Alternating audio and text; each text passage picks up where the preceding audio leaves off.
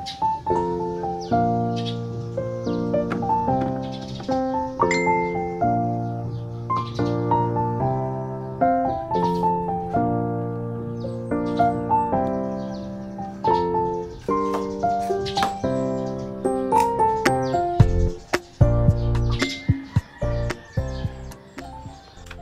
mga kasari! Welcome sa aking YouTube channel. So ayan mga kasari, kasalukuyan akong naglilinis, nakagwantes ako. Sobrang alikabok dito kasi sobrang hangin dito sa Batangas. Ayan, ito ay ginagamit doon sa electronics nung hipag ko. Hiningi ko marami silang ganito para hindi kumapit yung yung mga alikabok sa kamay ko, tapos ihahawa ko ulit sa ibang produkto. Ay parang nagpunas na rin ako ng produkto. Tapos ako'y kasalukuyang nagde-defrost ng ref ngayon. Kaya marami tayong ginagawa. Kung mapapansin nyo, ang gulo ng aking mga dilata. Ayan. Hindi ganyan yung nakikita niya pag nagbablog ako, no? Inaayos ko kasi yun bago ako mag-vlog para naman maganda. Pero yung reality, ganyan, bungi-bungi talaga siya. Tapos yung chichirya natin ganyan.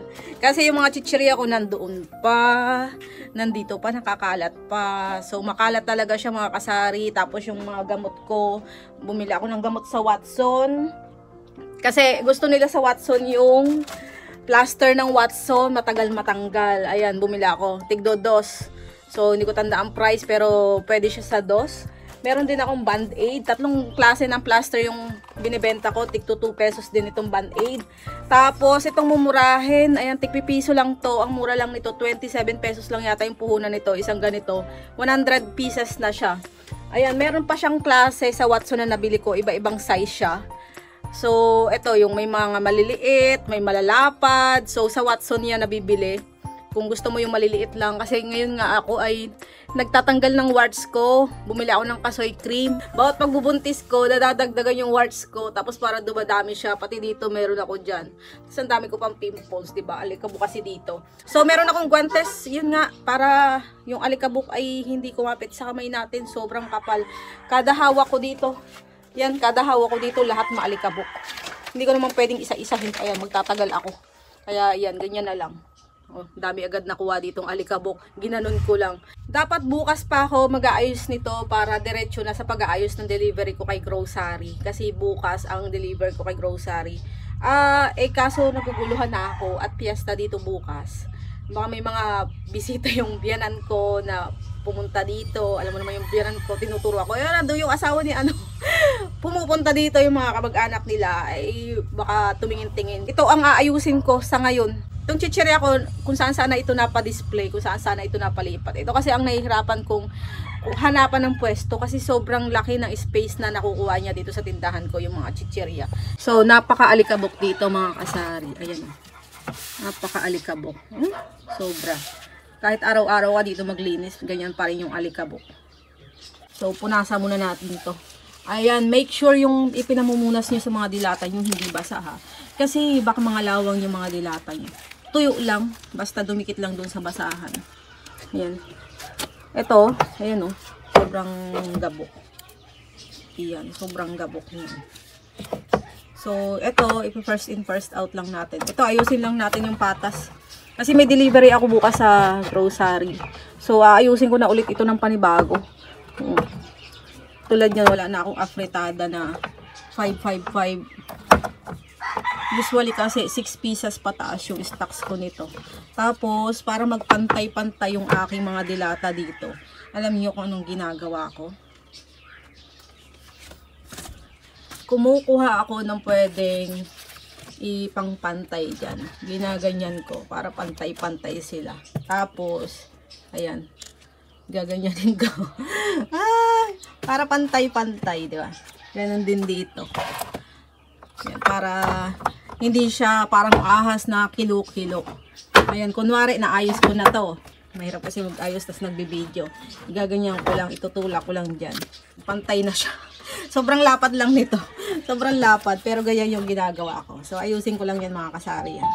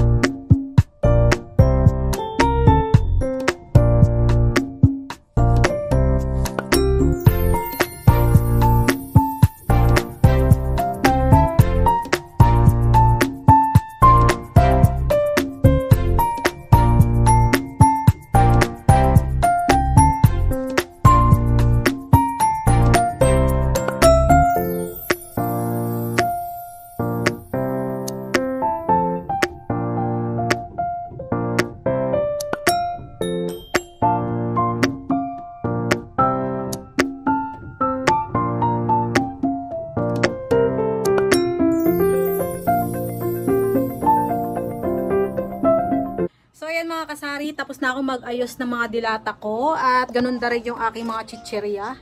Talaga namang after ko mag-vlog ay maliligo na ako. Kumain na rin ako. Parang lahat ng alikabok nasa katawan ko na mga kasari. So ito na siya mga kasari. Okay na dito yung mga chichirya ko. Ayan. Tapos hindi ko pa naayos dito sa taas. Ayan. Ubus na yung aking 500 ml. Meron pa siya sa taas. Stock. Yan. May mga stock pa ako sa taas. Kaso hindi ko pa siya na-adjust. May mga stock pa doon. Nagtumbahan na pala. Tapos, nandiyan yung ating mga toyo, 13 pesos. Yan, suka. Ito hindi masyado mabenta sa akin. Ito yung mabenta sa akin mga kasari. Ito order ko sa tindahang tapat. Alikabok pa rin, oh. Nararamdaman ko pa rin. Tapos yan. Dito yung ating mga dilata. Magkakasama yung tuna. Ito, sardines ito. Napakasarap niyan, Rosewell. Tapos tuna. Tapos nandito naman yung mga Argentina products, corned beef. Tapos sa baba magkakasama naman yung mga gatas. Dito muna pala tayo. Yan, kape. Pinakamabenta, Great Taste. Tapos yan, pang marinade, magic sarap. So meron tayong mga stocks niya na nakasabit sa taas. Ito, meron nakasabit dun sa taas. Ito. Tapos dito yung mga sardinas. Ito mabenta kaya binaba ko na. Kahit hindi na yan makita, hinahanap naman yan ng customer. So marami tayong stocks niyan. Ito, paubos na yung mega. May order ako bukas sa grocery ang dating. May order ako bukas ang dating. Tapos yan, meron tayong mga palaman dyan. Ayan. Yan, magkakasama yung mga gata. Sobrang alikabok ko. Pinunasan ko na. Wala na masyado. Tapos dito yung mga ating mga chicken breeding. Ayan. Tapos, ito may pakunti-kunting naghahanap. Yung ating mga tidbits. Tidbits at saka tomato sauce. Mga gulaman at juices. Meron din tayo nakasabit doon ng mga juices. Ayan. Yun yung ating mga nakasabit. Diba? Ang gulo pa dito mga kasari. Yan. Tapos, dito yung ating ibang stocks. Ayan. Marami tayong stocks dyan. Meron pa tayo ditong pasaway na Scotch Brite. Kasi ang hirap niya i-display. Maano kasi siya magaan. Ayaw niyan tumayo talaga. Ayan, nandito yung ating mga sabon. Pinakamabenta sa akin is Speed Bar na Jumbo. Tapos kahapon kabibili ko lang ng isang box na Max Glow. Ang bili ko pag wholesale ay 31.50. Pag isang peraso lang 35. So pinipresyohan ko siya ng 40. Nandito yung ating mga panghugas ng plato. At ito, hindi ko pa na ilagay sa taas. Ayan, stocks natin. Tapos ito naka-promo. Doughy Fudgy Bar at saka Top Sarap. May ano siya, save 20 pesos. Ayan lang. So yun lang mga kasari. Yan. Dito. Tapos yung atin dito mga kape. Meron ako nilagay yung ceiling fan. Ayan. Ito napakalaking tulong ng stackable bin na ito. Siguro kung wala ito, gulo-gulo dito yung mga powder ko. Kaya napakalaking tulong niyan. Ayan. Saka hindi na ako nabibiuhan ng ano kasi nakahimay na siya. So ito ang pinakamabili. At ito. At saka itong Sunrise. At saka itong Antibac. Ayan. Yan ang pinakamabili. Ano pa ba? Yun, Ariel.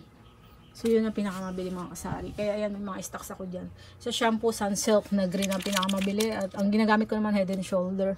Kaya hindi ko masasabing mabili din naman, may bumibili. Yan. Sunsilk na green talaga, blockbuster. Tapos ito yung ginagamit kong conditioner. Mabenta rin to sa akin. Tapos isang mabenta, ito. Ayan, gustong-gusto nila to.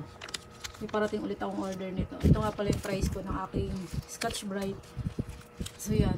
Tapos ito yung Kiwi 14. 11 ang ano nito kaso slow moving eh. Kaya ginawa kong 3 ang tubo. Ito 7. Ayan, 23. Ito shampoo 7 lang. So ito nagiging mabenta to ha. Royal galing sa grocery. Mabenta siya. Ang sa chichirya ang mabenta ko, boy bawang pa rin na puti. Itong criss-cross pa rin. Vinegar pusit. Wala akong ma-order na bigat. Wala nang chichirya sa grocery kundi pillows. So i-order ko siya sa ibang bilihan. Yun ang mabenta sa akin. Saka clover pala. Wala na pala akong clover. So yun mga kasari, dati dito nakalagay yung aking mga diaper. Ngayon inilipat ko na siya dito. So yan. Ito, mahuna kasi to. Nabili ko to sa Shopee. Ngayon nilagyan ko siya ng tape na galing sa Mary Mart. Ayan, nilalagay ko siya sa tape kasi dalawa yung malaki, yung ganyan tape na yan, dalawang malaki yan, hanggang ngayon di pa nauubos. Siguro 1 taon na yan mahigit. So lahat yan nilagyan ko dito, dito. So lahat ng patungan natin ng diaper meron ganyan. Meron tayong EQ, Magic Color, Happy Pants, saka yung Happy na tape. Meron din tayo dyan. Tapos ayan, flex ko lang dito yung aking mga plastic. Ayan, bili ko yung sa Shopee. Mura lang to. Siguro ito yung 50 pieces. 15 pesos lang yata to. Ganyan. Tatlo ang size ko nito.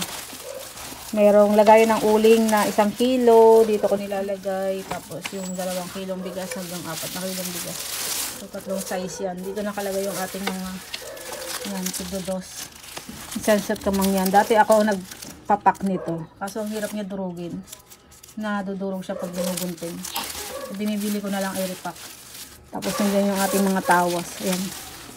Dito ilalagay ng charger. Ito ilagay ng salumpas eh.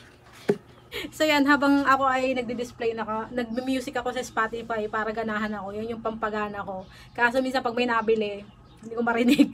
Kasi naka full volume talaga yan. Ayan, medyo madilim ako dito kasi yung mga chichiryang malalaki, dito ko inilagay. Yan, kaya nasanggahan na yung ating araw dyan, ang ating liwanag. Kaya medyo madilim yung ating tindahan.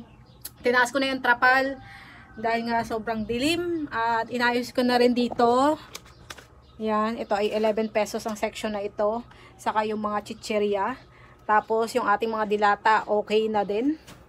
At dito rin, sa side na ito. Dito lang medyo magulo-gulo kasi itong makulit tong Scotch Brite na to, laging nagugulo to.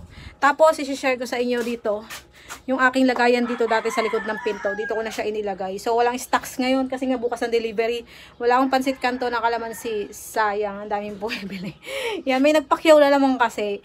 Tapos yan yung egg natin, 170 ang per. Dito lahat magkakasama yung mga noodles, yung mga pasta, macaroni dyan sa section na yan. Dito naman yung mga pilas-pilas na seasoning, although meron din tayo nakasabit doon sa taas. So dito yung mga una nating i-out, dito nakalagay yung mga pilas. So yung pag naubos dito, doon tayo kukuha para first in first out ulit. Tapos dito sa baba yung mga sibuyas, bawang. Ayan, nakalimutan kong bumili ng sibuyas. Nagpapabili ako sa city, doon sa hipag ko, namili siya kahapon. Kaso late niya na nabasa. Pauwi na sila, kaya wala akong sibuyas. Tapos, ayan, may mga harina tayo, 2 klase ang harina ko, yung 3rd class, saka yung all-purpose flour. All-purpose flour yun, matagal yun masira, hindi siya inuud. Ito yung ating paminta na naripak na, saka yung hindi pa naripak na pamintang buo at saka durog. May munggo tayo dito, meron tayo ditong popcorn. Ito, may mga display ito doon sa harapan ng estante. So, ito, stock lang natin dito. So, dito, nilagyan ko ng laurel, mga laurel. Para, 'di ba, yung laurel matapang ang amoy, ayaw ng guyam, baka ayaw din ng bukbok.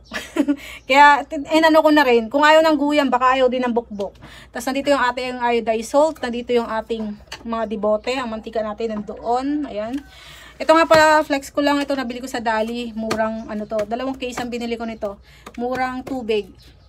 450 ang puhunan, 10 ko siya na ibibenta. Tapos yung ating digital naka-charge. Ayan, yung ating bigas na nirepack. Ito yung tira, hindi na kasya sa ating lagayan. Tapos, dito sa kabilang side na dito yung ating mga gamot. Ito, lagayan ko ng asin na dekilo. Meron pa akong hindi natapos na i-repack. Ayan, ito yung ating asin na i-repack. So, pag na-repack ko na, doon ko na siya ilalagay. Ayan, dito. Tapos, nandito yung ating mga asukal. Yung mga tigi 1 kilong asukal. Yung tubig nandoon. Yung Red Horse natin at saka yung mga soft drinks na kasalo nandoon. Wala na akong stocks ng kasalo. Mabenta ngayon yung kasalo kasi tag-init na. Ayan. Tapos yan mga Nor cubes. Sunod kong gagawin. Itong napakagulo lagi. Kada vlog ko, pinapakita ko sa inyo kung gaano kagulo yan. Lagi na lang ang magulo talaga. Hindi ko ba alam kung bakit dyan lagi magulo ba. So, yan lang mga kasari sa video ito. Salamat sa inyong panonood. Sa hindi pa nakaka-subscribe, please subscribe sa aking YouTube channel, Lisel Domdom. Salamat mga kasari. Bye-bye. Happy selling. God bless.